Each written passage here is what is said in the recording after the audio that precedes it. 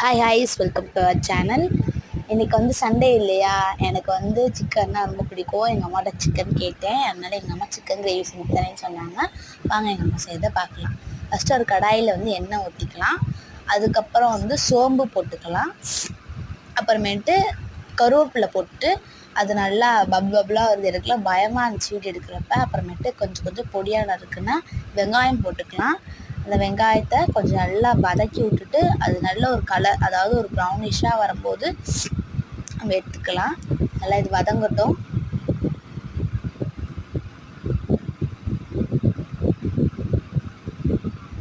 இது வதங்கினோடனே இங்கே பட்டை கிராம்பு, இதில் உள்ள பொருள்லாம் பாருங்கள்.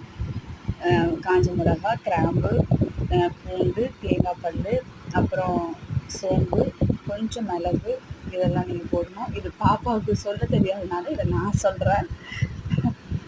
அப்புறம் அதை வந்து நம்ம கடாயில் வெறும் வானலில் வறுத்து எடுத்து வச்சுக்கணும். அதுக்கப்புறம் நான் தக்காளி சேர்க்குறேன். நம்ம வெங்காயம் சேர்த்தோம் இல்லையா, அதில் நம்ம தக்காளி சேர்த்துக்கலாம். இப்போ கொஞ்சம் நல்லா வதக்கிக்கலாம்.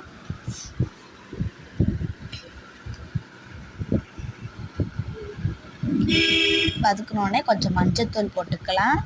அதுக்கப்புறம் மிளகாத்தூள் நம்ம தேவையான அளவு. காரம் சாப்பிட்றவங்கன்னா அதிகமாக போட்டுக்கலாம், காரம் கம்மியாக எடுத்துட்டீங்கன்னா கம்மியாக போட்டுக்கலாம். அதுக்கப்புறம் சிக்கன் கிரேவி மசாலா போட்டுக்கலாம் நம்மளுக்கு தேவையான அளவு. நல்லா போட்டு நல்லா நம்ம வந்து வதக்கிக்கலாம்.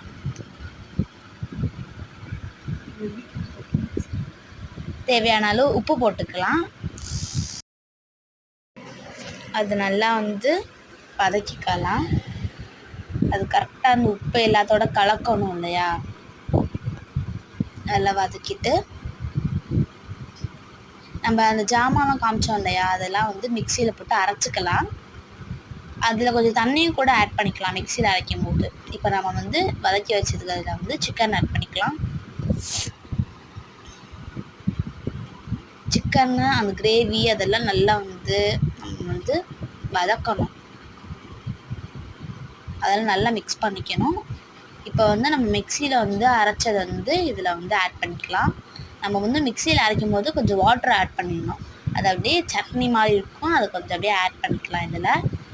இதை நல்லா இப்போ வந்து மிக்ஸ் பண்ணிக்கலாம்.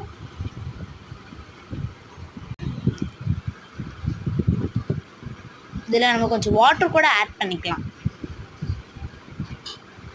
ஆட் பண்ணோடனே சிக்கன் கிரேவி ரெடி. பாய்.